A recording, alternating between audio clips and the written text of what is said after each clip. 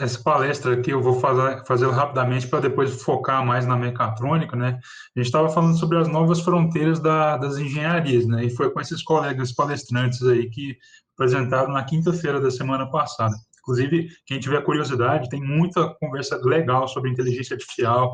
Tem uma palestra com um engenheiro da IBM Brasil que está falando sobre inteligência artificial que eu recomendo a todos que dêem uma olhada aí. É só procurar o canal do YouTube da UFG Oficial. Bom, então, antes de mais nada, só fazer... O professor Celso já fez uma apresentação sobre minha trajetória aí, né? Então, eu vou passar mais rápido sobre isso.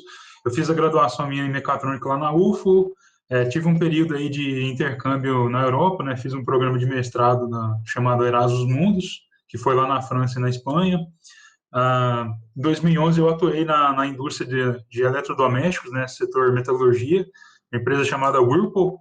Aí eu trabalhei um pouquinho com a área de engenharia de desenvolvimento de produtos, principalmente com lava-louça e lava-roupas.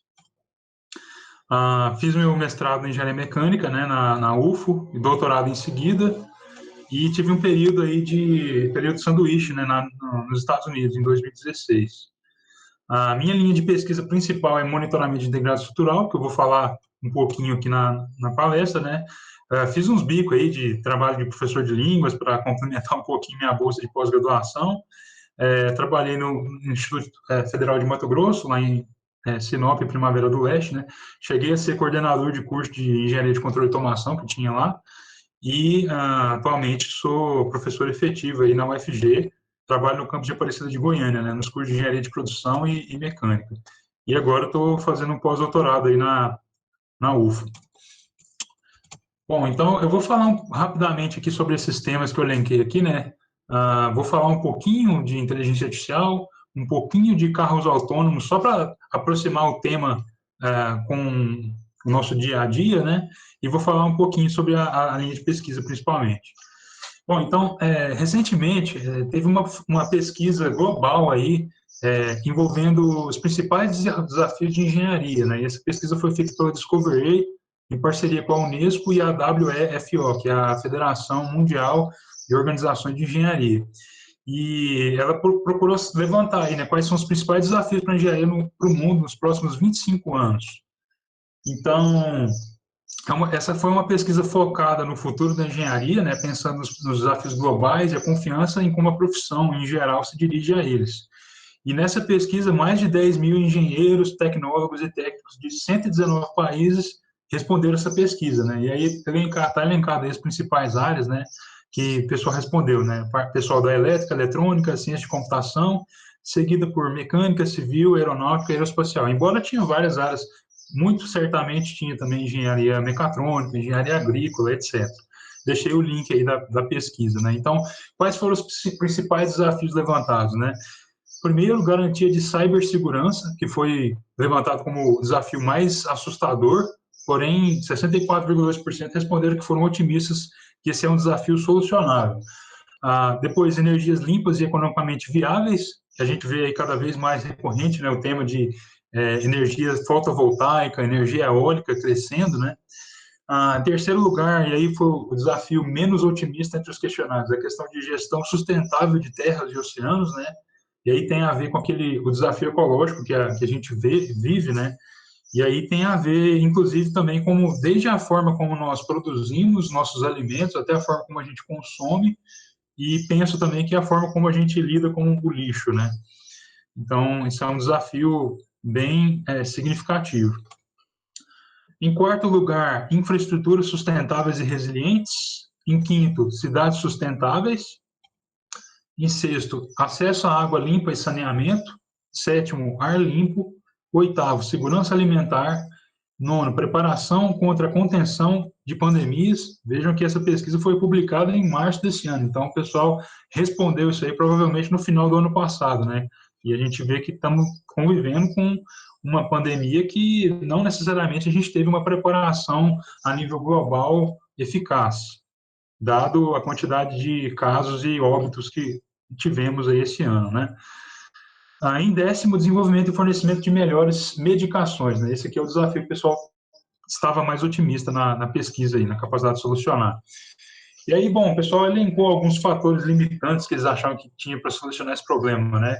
Eles listaram principalmente a questão da falta de apoio de governos legisladores, sentimento de que tecnologias necessárias ainda não haviam sido desenvolvidas, que há muita pouca colaboração entre disciplinas ou então não há apoio público suficiente para desenvolver as soluções de engenharia inovadoras, né? Bom, vou passar aqui para dar tempo para a gente falar de tudo.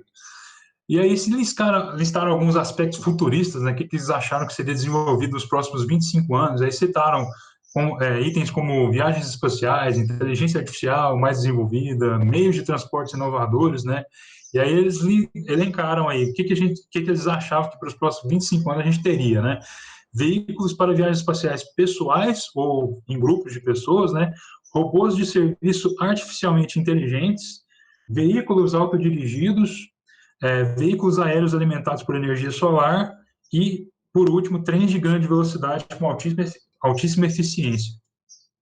Eu vou falar um pouquinho sobre veículos autodirigidos, né, mais na frente, né? E uma preocupação principal, isso aí foi em geral, né, é a questão da falta global de talentos na engenharia, principalmente porque há uma escassez de profissionais em grande parte dos países ocidentais, né?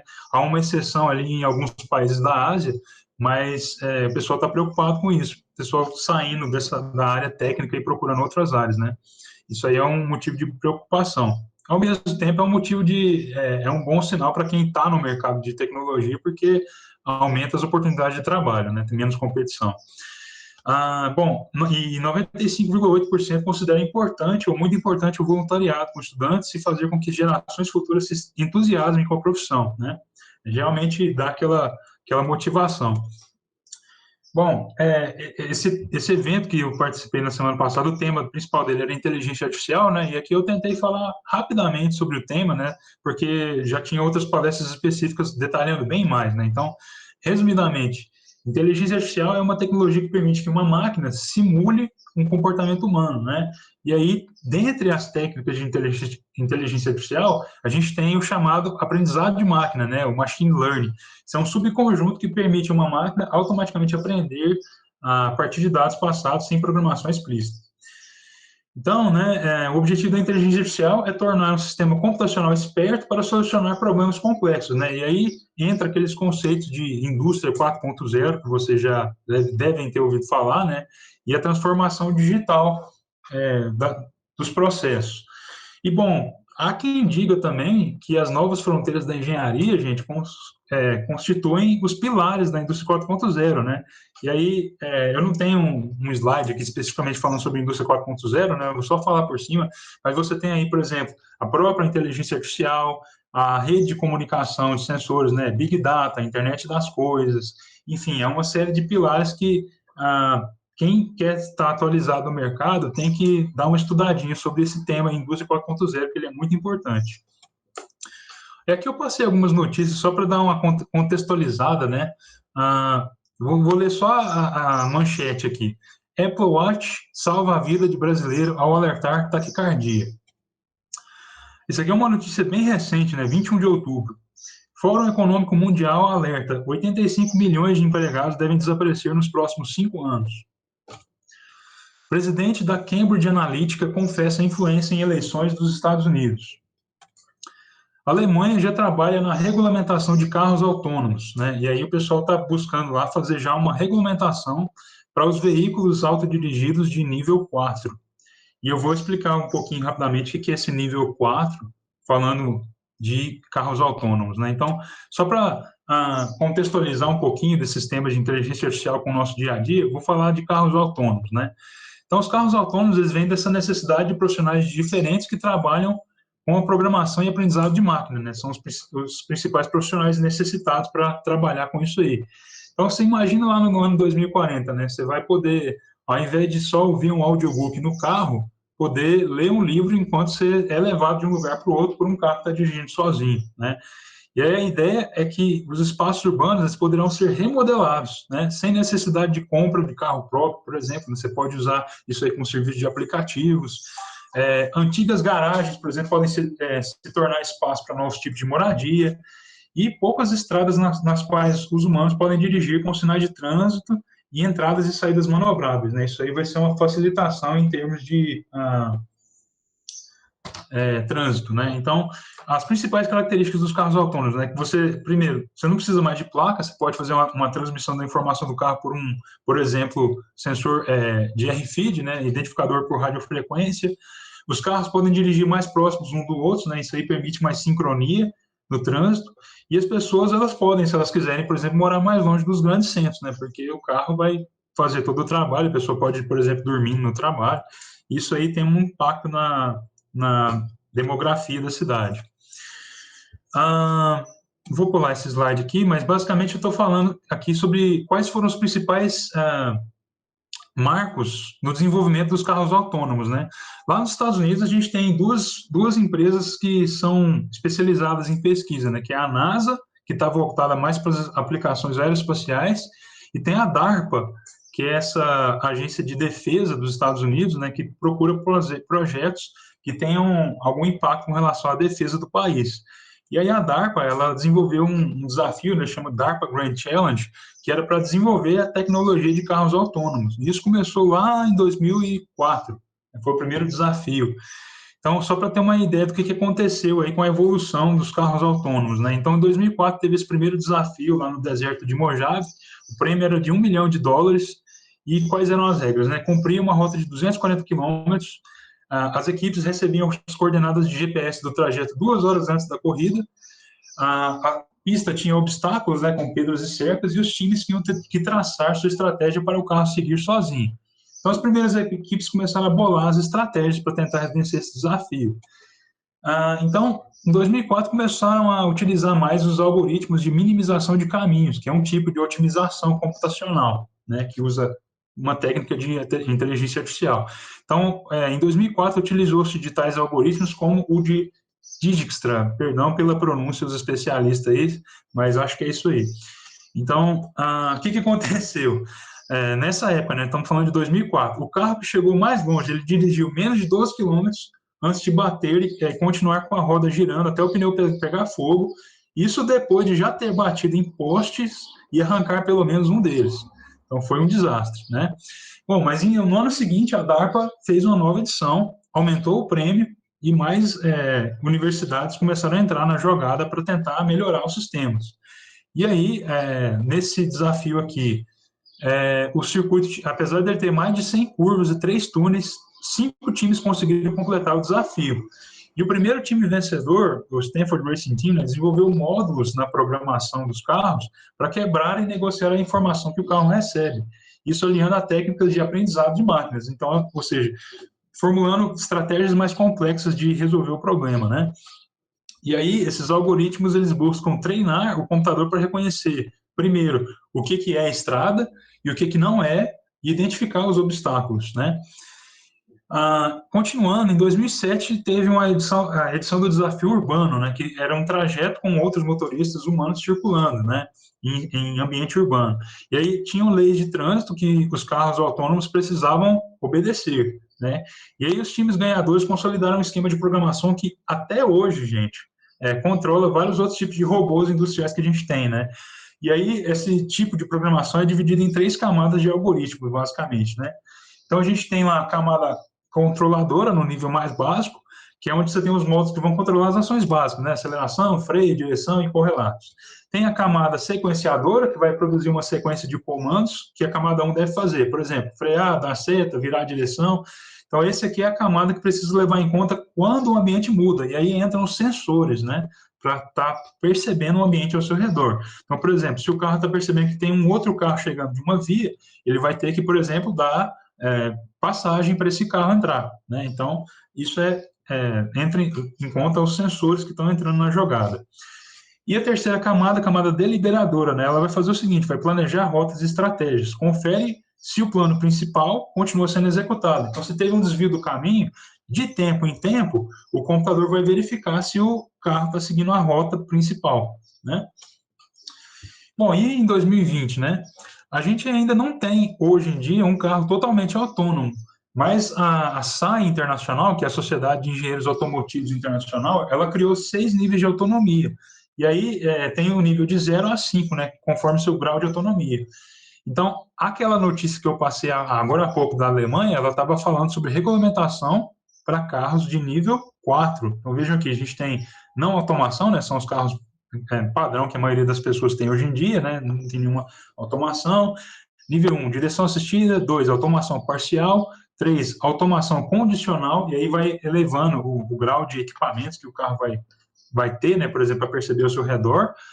4, automação elevada. E 5, automação completa. 5 seria aqueles carros que a gente vê em filme, né, por exemplo, o robô, que é totalmente autônomo e não precisa da intervenção do humano. O humano pode dormir no carro que está tudo certo. Então, hoje em dia, o que a gente tem de carros autônomos? A gente tem nível 2 e 3. Tá? O mais avançado é o nível 3 que a gente tem hoje em dia. Então, vejo que a Alemanha já está procurando regulamentar o próximo nível, né?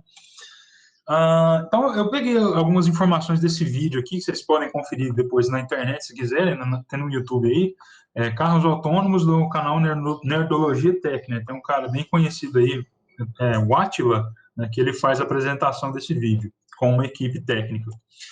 Bom, então hoje em dia, como eu falei, a gente tem aí os carros nível 2 e 3, né, que são os mais avançados, e eles fazem uso de uma combinação de radar a laser, né, uma tecnologia chamada LiDAR, que emite luz e faz um mapa tridimensional ao seu redor, ou câmeras de vídeo com computador para processamento de imagens.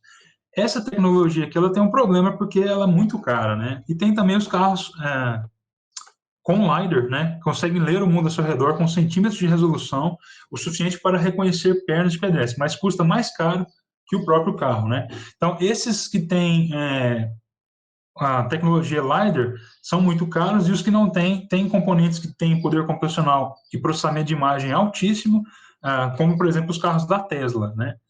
Então, coloquei aqui os carros da Tesla que usam dados de direção de motoristas e processamento de imagem para treinar os programas que dirigem. Demandam altíssimo poder de computação, especialmente em condições de chuva ou neve. Bom, então, hoje em dia, esses carros eles já conseguem rodar bem na estrada, né? Não em cidades. E até prevêem batidas antes dos envolvidos frearem, mas ainda podem sofrer na cidade devido ao que a gente chama de perturbações no sistema, né? Vocês provavelmente lá na frente do curso vão estudar engenharia de controle moderno, e aí vocês vão ter noção melhor do que é um sistema de controle e o que é uma perturbação, né? Então, basicamente, uma perturbação é qualquer coisa que tenta interferir na minha variável controlada. E para um carro autônomo, o que é uma perturbação? Pode ser um ciclista, um pedestre, outros carros cruzando, torna um desafio mais complexo, né? E o maior desafio hoje dos carros autônomos, principalmente para ambientes urbanos, é a questão das situações incertas e raras, né? Por exemplo, alguém bêbado, uma pessoa que está focada no celular, pessoa distraída que tem menos chance de ver o veículo passando, né? Então, esses são os principais desafios a serem vencidos aí. Por isso que hoje em dia a gente se fala muito mais de autonomia na estrada do que a autonomia na cidade, né? E aí até dei um exemplo aqui com essa foto do caminhão da Mercedes, né? Tem esse Mercedes Future Truck. Eles já pretendem lançar para 2025. Isso vai de encontro àquela notícia que eu falei do Fórum Econômico Mundial, né? De que, provavelmente caminhoneiros vão estar perdendo o emprego deles aí no futuro, né? E aí é aquela coisa, né? A tecnologia, ela sempre tira do mercado de trabalho algumas profissões e tenta colocar outras. Então, o importante é tentar se manter qualificado, né? Mais uma notícia. Irã, essa aqui é de 2011, né? Irã acusa Siemens, Estados Unidos e Israel pelo vírus Stuxnet. Isso aqui foi uma notícia que teve a ver com uma alegação suposta de um ataque cibernético com um vírus, né, nas instalações nucleares lá do Irã. Então, vocês veem que isso aqui já é uma coisa não tão recente. Bom, e aí a gente fala um pouco de ciência de dados e aprendizado de máquina, né, que tenta englobar um pouco disso, né? Então, todas essas notícias, né, por exemplo, aquela da Cambridge Analytica, que fala sobre o poder do Big Data e a possibilidade de fazer, por exemplo, influência em eleição de um país, né? Tem até um documentário no Netflix chamado Privacidade Hackeada. Quem tiver curiosidade, eu recomendo dar uma assistida, que é interessante. E, basicamente, isso fala do poder da ciência de dados, né, que você pode utilizar para fazer uma análise. Então, o que são dados, né? Basicamente, dados, eles são uma informação que, a princípio, é um número, uma informação sem valor. E você precisa transformar esses dados em alguma informação de valor. E como que a gente faz isso? A gente tem técnicas, por exemplo, estatísticas, de inferência estatística, né? Tem técnicas de programação, processamento de dados, e no nível mais alto, as técnicas de inteligência artificial, que vão tentar agregar cada vez mais valor aos dados que a gente obtém, né? E para um engenheiro isso é essencial, porque você precisa constantemente estar aquisitando dados para gerar um novo conhecimento, seja para a empresa ou qualquer outro processo industrial. Estou mostrando para vocês essa pirâmide aqui, né, chamada pirâmide DIKW, né, que tem uma relação de como você está ganhando cada vez mais conhecimento, né. Então, dos dados, você consegue obter uma informação a partir de alguma estrutura, né, pode ser um algoritmo, e quanto mais informação você tem, isso gera um conhecimento, e, claro, um conjunto de conhecimento vai gerar uma certa sabedoria sobre um assunto.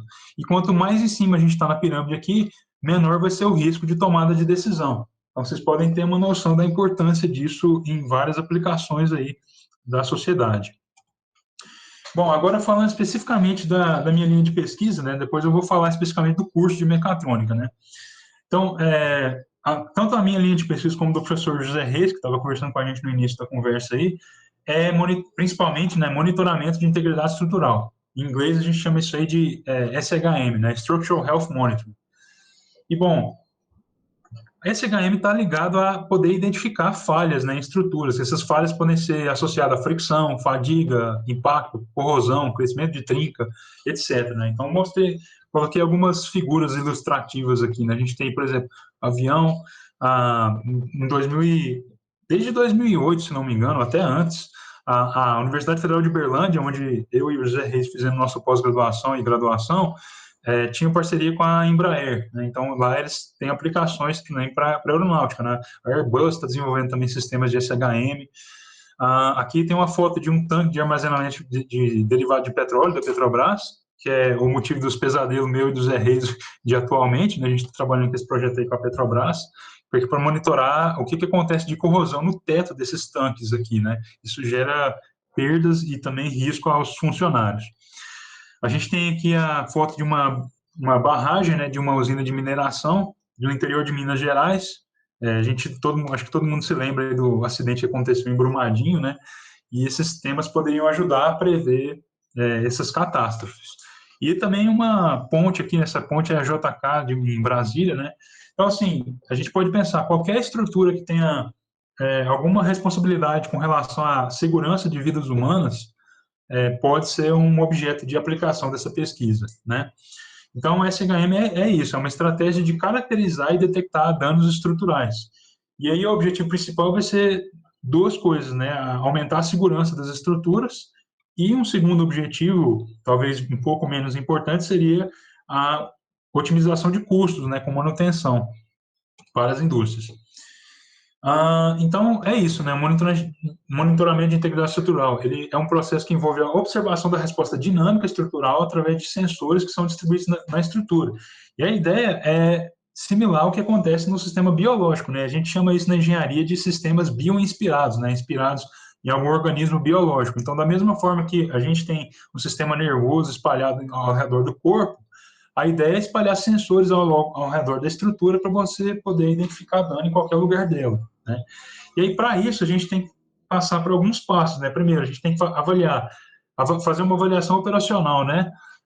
Onde que essa estrutura vai estar atuando, né? Quais são as condições de temperatura, pressão que ela vai estar submetida, que tipo de dano que pode acontecer, por exemplo, avião, a gente pode falar de trinca, de fadiga, perda de rebite, dano corrosivo, enfim, uma série de fatores. Tudo isso tem que ser listado para se avaliar como que vai ser feita a estratégia de SHM da estrutura.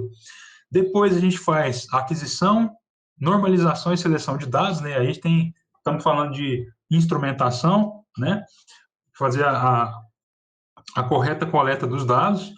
Em seguida, a gente faz o reconhecimento de padrões e condensação das informações, né?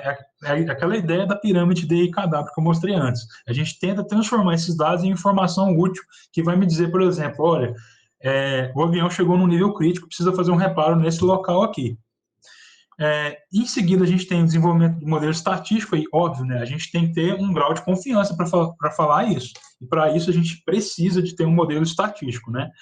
E aí existem 5 categorias desejáveis de desenvolvimento no sistema SHM, né? A detecção, localização e classificação de um dano, né? Ou seja, pegou o dano, onde que ele está, que tipo de dano que é, a severidade do dano, né, é um dano significativo ou não, e o sonho de consumo de vários grupos de pesquisa no mundo que estão trabalhando sobre isso, né, é fazer o prognóstico da estrutura. O que é o prognóstico? É você estimar quanto tempo de vida útil aquela estrutura ainda tem, né?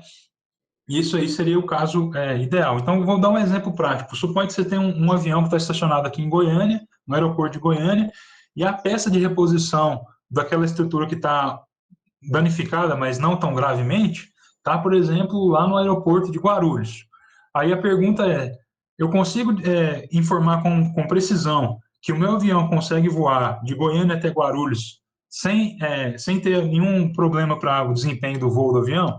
Se eu conseguir afirmar isso, eu vou conseguir reduzir bastante custo para a empresa, né? Porque, no caso contrário, a empresa teria que comissionar uma aeronave, trazer a peça de reposição até Goiânia, isso aí tem vários custos envolvidos, né?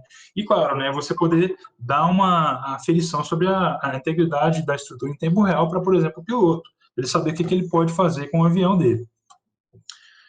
Bom, essa técnica de SHM, né, ela usa uns materiais que a gente chama de materiais inteligentes, né? Eu estou mostrando uma foto aqui de umas pastilhas que a gente usa, né? São cerâmicas piezoelétricas, né?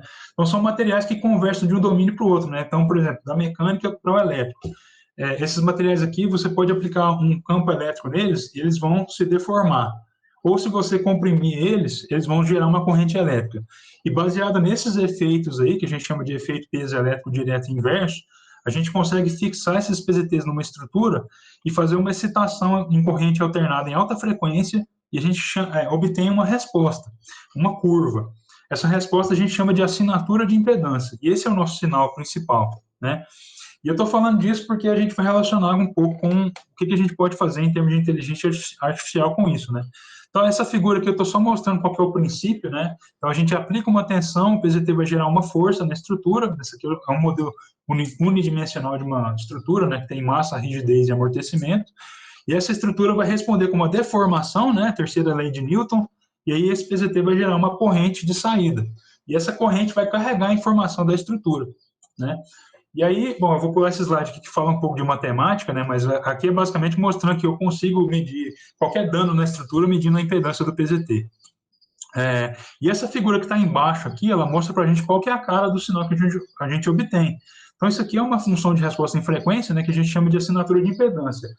E aí, a gente procura, no nosso monitoramento, regiões que têm uma alta densidade de picos e vales, né? Então, por exemplo, nessa figura aqui, a gente consegue ver duas regiões que têm uma boa densidade.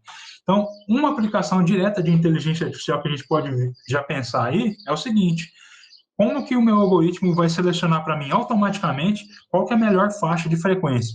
Isso aí é fácil de fazer com uma pessoa que tem experiência, né? Que consegue fazer uma dedução olhando para a curva, mas pensa se você vai fazer um monitoramento de várias estruturas, cada estrutura tem um DNA diferente, né? Uma curva diferente, e aí você tem um recurso computacional te ajudando, você consegue otimizar o processo como um todo, né? Então, aqui estou só mostrando como que é feito, né? Tem alguns exemplos de aplicação aí. Então, aqui é basicamente mostrando, né, que quando você tem alguma alteração na estrutura, a curva muda. Isso aqui a gente chama de análise qualitativa, né? Mas como que a gente quantifica essa diferença entre uma curva e uma outra? A gente usa a chamada métrica de dano, que é uma fórmula estatística, né?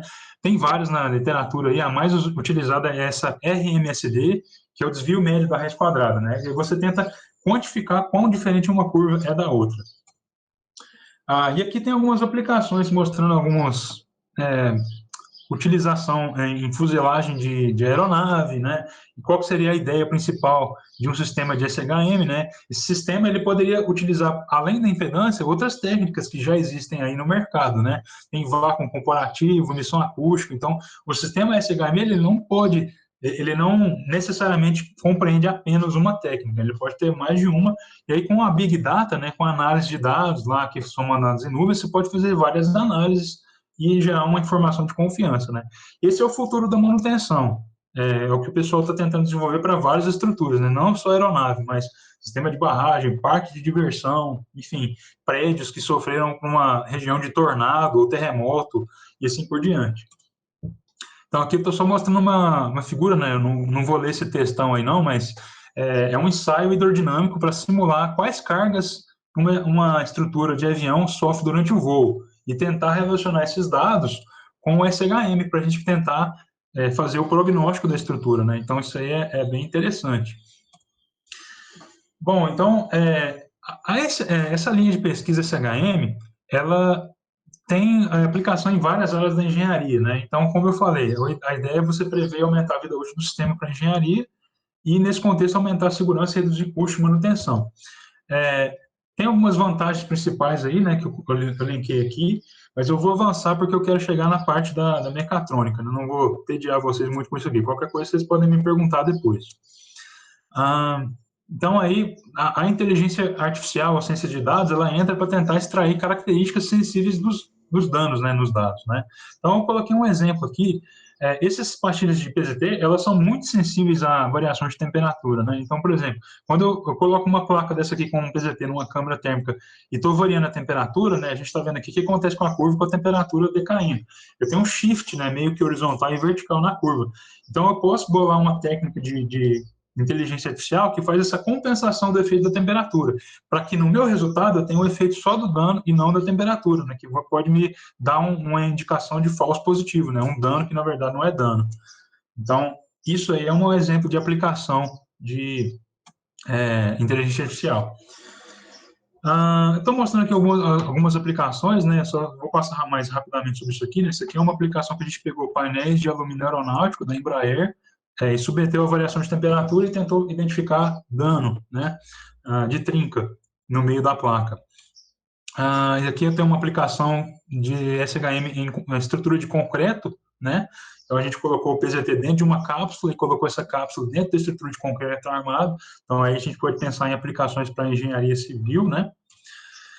Aqui a gente estava fazendo uma estimação de trinca de fadiga em tempo real, né? Então eu tinha uma viga ligada a um shaker, a gente chama de shaker, é um excitador eletrodinâmico, né? Que fica vibrando e essa estrutura fica vibrando até com que uma trinca de fadiga seja gerada. E a gente tentou identificar quando que essa trinca ia se tornar crítica. E também tem aplicação em estrutura de rotação, né? A gente chama de máquina rotativa, para detectar falhas associadas a essas máquinas rotativas aí. Então, existem várias perspectivas futuras para essa linha de pesquisa, né? Principalmente relacionadas à tecnologia de processamento de dados, inteligência artificial, estatística. Tanto é que eu e o professor José Reis, a gente trabalha num time bem interdisciplinar, né? Tem pessoal da engenharia elétrica, da engenharia mecânica, da engenharia mecatrônica, da ciência de computação, da matemática. Então, vocês podem ver que é uma coisa bem multidisciplinar, na verdade. Bom, agora eu terminei essa palestra que falava mais sobre a minha pesquisa, né? Quero falar agora um pouquinho mais sobre a engenharia mecatrônica, né? Então, gente, a engenharia mecatrônica, por ter esse viés bem multidisciplinar, né? A gente tem disciplina da mecânica, da elétrica, da computação. Isso permite um leque de aplicação muito grande dentro da empregabilidade no mercado, né? E cada vez mais o engenheiro mecatrônico ele está encontrando mais vagas de trabalho, pelo que eu tenho visto, baseado nos meus relatos de colegas de universidade mesmo. Então, você tem oportunidade em diferentes indústrias, né? Você tem desde alimentícia, a automobilística, principalmente tem muito, né? A aeronáutica, enfim, qualquer tipo de indústria que vai ter algum tipo de inovação relacionada a controle de automação, robótica, né? Essas áreas aí, principalmente. Então, é um profissional que ele é cada vez mais procurado no mercado, né? Por exemplo, lá no Amazonas, no Polo Industrial de Amazonas, né? Isso é um profissional disputadíssimo, né? Da mesma forma que um engenheiro mecânico seria lá, né? Isso devido à alta demanda local e o baixo número de profissionais formados, né? Tanto no local como no Brasil em geral, né? Ainda hoje em dia é considerado que o Brasil não forma-se tantos profissionais de engenharia quanto o que o mercado desejaria, principalmente profissionais qualificados, né? Também é possível empreender, né? Quem quiser, por exemplo, fazer sua própria empresa de consultoria no futuro aí, a engenharia mecatrônica pode atender clientes nessas áreas também.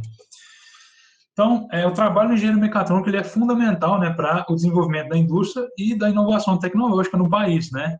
Principalmente por ter essa característica interdisciplinar que cada vez mais vários projetos estão tendo.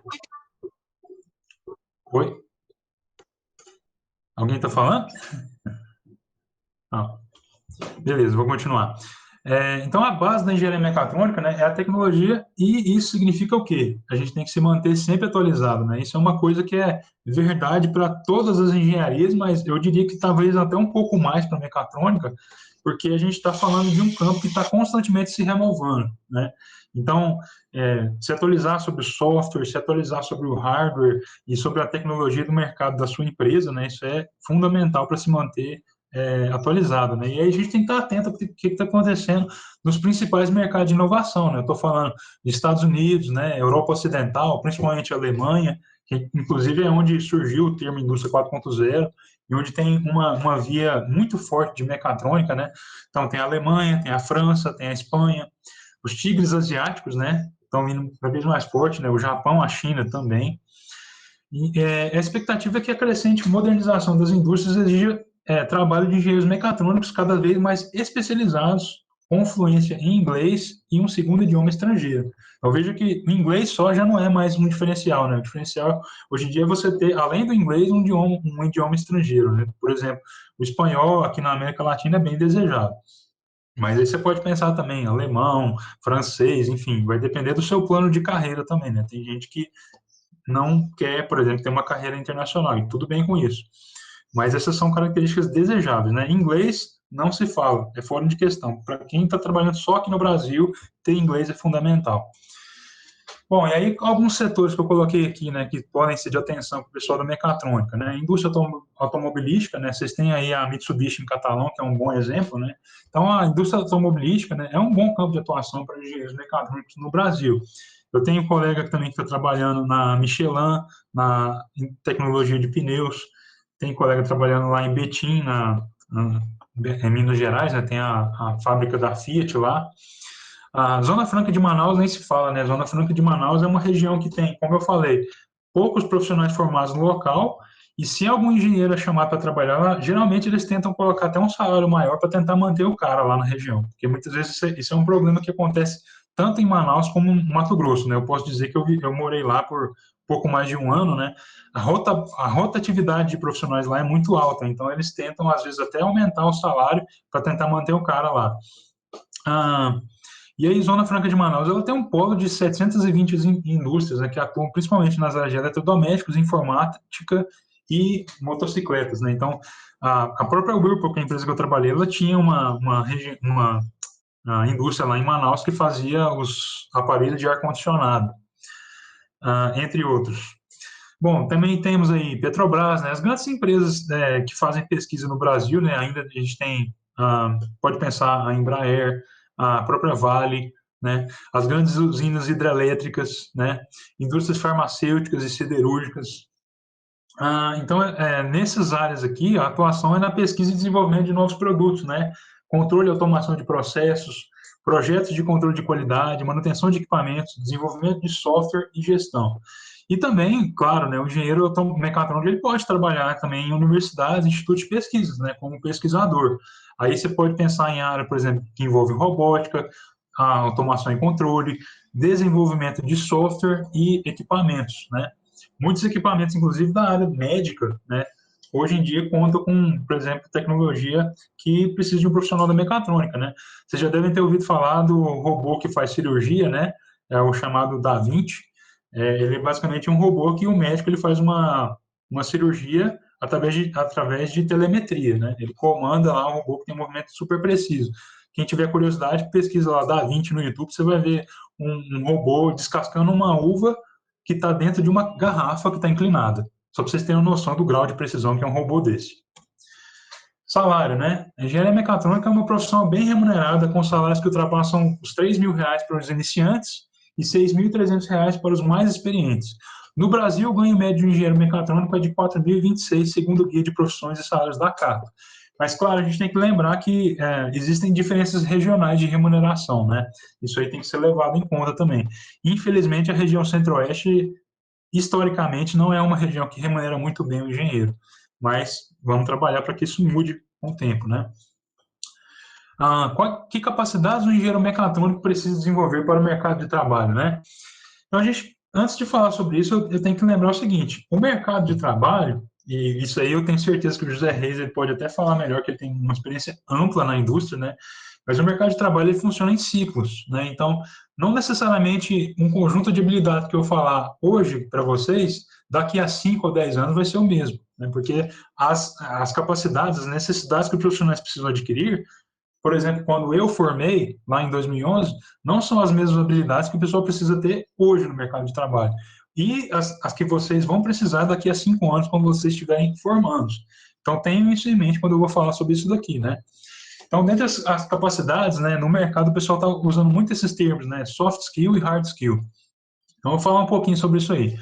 Hard skill, né, hard skill são as habilidades relacionadas às capacidades técnicas, né, isso é o que você vai aprender na sua universidade e também na sua formação acadêmica, que não é só necessariamente no seu curso, né?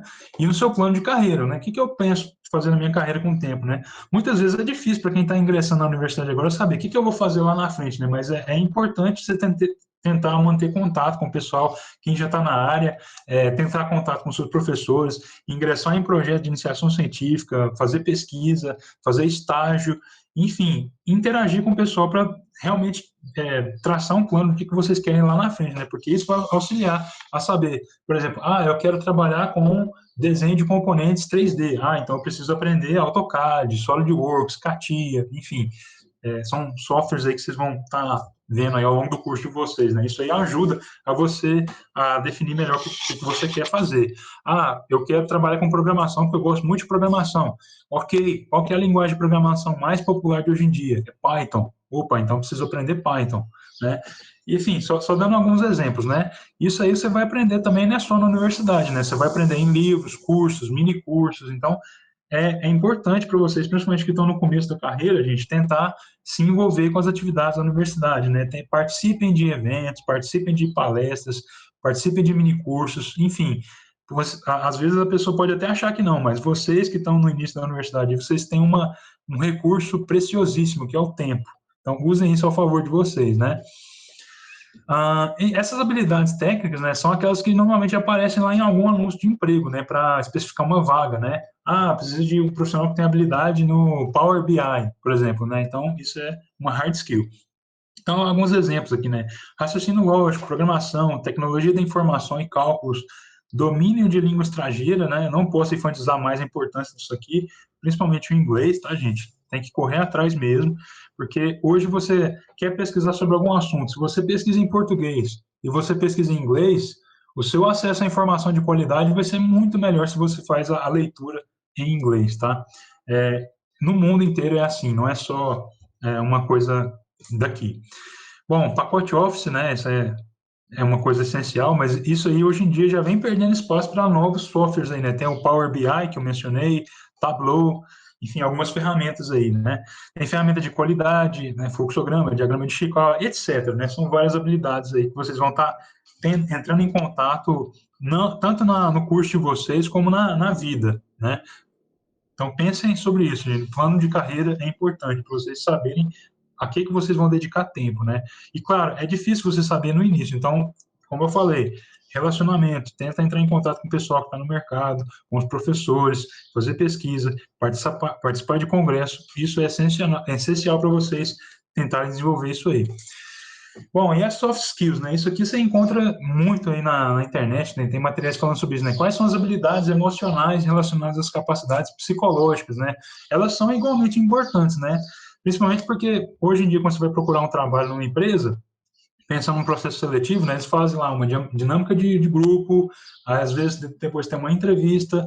Isso aí tudo, o pessoal de recursos humanos estão tentando identificar quais são essas habilidades que vocês têm no processo de ingresso na empresa, né? Então, eu elenquei aqui algumas soft skills, né? Vou falar rapidamente sobre elas, né? Essas foram extraídas do Fórum Econômico Mundial, que teve em Davos, na Suíça, se não me engano, em 2020. E isso aqui são habilidades focadas para profissionais do Brasil, tá?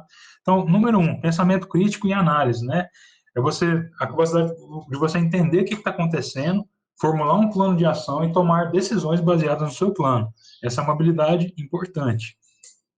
Tem que ter atenção aos detalhes também, né, gente? Pensa que quando você está trabalhando num projeto grande, interdisciplinar, com muitas pessoas, às vezes você detectar uma minúcia, né, um detalhe, pode te economizar tempo e ou dinheiro da empresa. Isso aí te torna um profissional mais valorizado no mercado. Capacidade 2, né? Adaptabilidade, tolerância a estresse, né? A gente vê que a gente está num mundo em constante transformação, né? Então, a tolerância ao estresse e a adaptabilidade a novas demandas que vêm do mercado é uma habilidade importante, né? E principalmente quando a gente é mais jovem, a gente tem mais capacidade de se adaptar a essas mudanças no mercado, né? O mundo muda o tempo todo, né? Então adaptar-se à realidade da empresa, do mercado, é essencial. Isso aqui também é uma habilidade ligada à capacidade de identificar soluções para problemas imprevistos, né? E a gente sabe que o engenheiro é um resolvedor de problema, né? Para isso que ele é contratado. Habilidade 3, colaboração, liderança e influência social, né? Eu coloquei, são coisas diferentes, mas mais ou menos interconectadas, né? Então eu coloquei tudo em um tópico só, né? A gente trabalha em conjunto com uma diversidade imensa de profissionais hoje em dia, né? Você vai ter profissionais de outras engenharias e outras áreas técnicas trabalhando na empresa, e a gente precisa aplicar habilidades como comunicação verbal, linguagem corporal. Ah, mas eu sou tímido hoje. Tudo bem, tenta trabalhar isso então. Você tem tempo até chegar no mercado de trabalho, né? Então isso é essencial.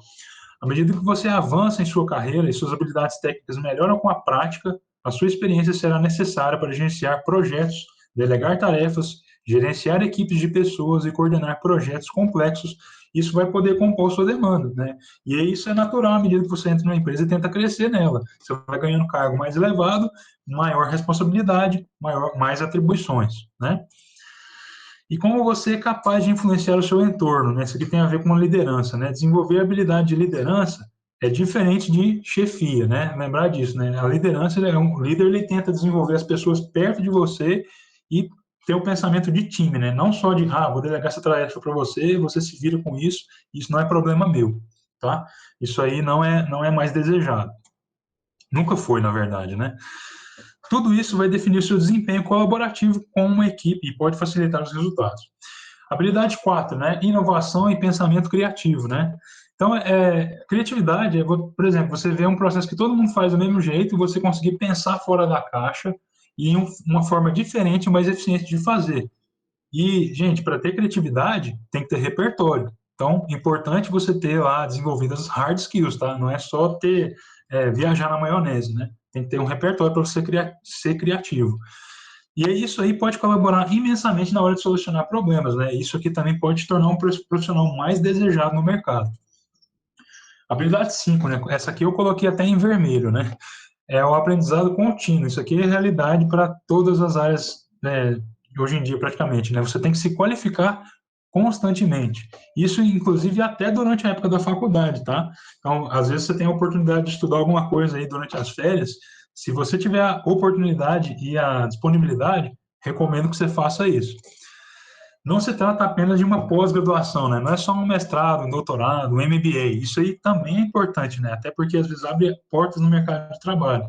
Mas é importante que você continue sempre aprendendo, né? Inclusive para o aprendizado contínuo de soft skills, né? Igual eu falei, daqui a 5, 10 anos, essas soft skills podem ser outras no mercado de trabalho, né? Então a gente tem que estar se atualizando. E aí, né, estar aberto a aprender coisas novas, né? Eu vou dar um exemplo do meu do dia a dia, né? Eu estudei bastante um software chamado MATLAB, que é um software que até hoje ele é muito bom, tem um poder computacional enorme, mas hoje em dia existem softwares que têm outras funcionalidades que são também desejadas no mercado. Então, a gente precisa se reciclar, né? Aprender novas coisas. A habilidade 6, inteligência emocional, né? Essa aqui é fundamental para várias áreas no mercado de trabalho, né? Então, basicamente, diante de uma crise, como é que a pessoa vai reagir, né? Será que ela desespera, mantém a calma e pensa, faz uma análise sobre a situação, né? E tem também aquele conceito de antifragilidade, né? Que é você conseguir manter, por exemplo, a calma em situações adversas. E sétimo, conhecimento tecnológico, né? Isso aqui nem se fala para um engenheiro, né? É você ter curiosidade, saber como é que as coisas funcionam, como é que essa empresa ganha dinheiro. Isso é importante para você estar atualizado sobre conhecimento tecnológico, né? Isso aí vale também para a inteligência artificial, né? Saber como é que funciona o machine learning, enfim, tá por dentro dessa área tecnológica, né? É importante para um engenheiro mecatrônico. Eu acrescentei uma aqui, né, que seria a humildade, porque eu acho que é importante você ter humildade e saber que a gente não sabe de tudo, né? E também, principalmente, que a gente precisa de ajuda de outras pessoas. Principalmente, gente, quando a gente fala que a gente está trabalhando cada vez mais em projetos interdisciplinares, né? Cada vez se fala mais, né? Que, assim, a gente precisa de trabalhar em equipe, sozinho, às vezes a gente até pode conseguir fazer algumas coisas, mas trabalhando em equipe, a gente consegue resultado melhor. Comunicação, né, é importante, né, você ter uma boa oratória, se escrever bem, né, ter um bom português, né, isso é uma coisa que está fazendo diferença, acreditem ou não, né, tem pessoas que têm um inglês melhor que o português hoje em dia no mercado, gente, então tem que ter cuidado com isso, saber se comunicar bem na língua nativa, né. Ser um bom ouvinte também, né, são características importantes na engenharia, onde a clareza e compreensão são necessárias para a conclusão de projetos realizados em equipe, né, e praticamente todos os projetos são realizados em equipe, ou seja, então é importante para todas as situações para o engenheiro. E isso aqui pode fazer parte do seu dia a dia como profissional numa empresa também, né? Se você falar em público, fazer apresentações, né? Pode fazer parte da sua agenda, especialmente quando as empresas participam de feiras e conferências, né? E aí é importante nesses eventos você ter interação com as partes interessadas, os parceiros e clientes. Pessoal, encerro a minha fala aqui. Gostaria de agradecer novamente o convite aí, pessoal da UFCAT, né, o professor Celso, José Reis também pela indicação. Deixei aqui meu contato, gente, tem meu e-mail aí, caso alguém quiser, depois da nossa conversa aqui das perguntas, tirar mais, ter um bate-papo, estou à disposição.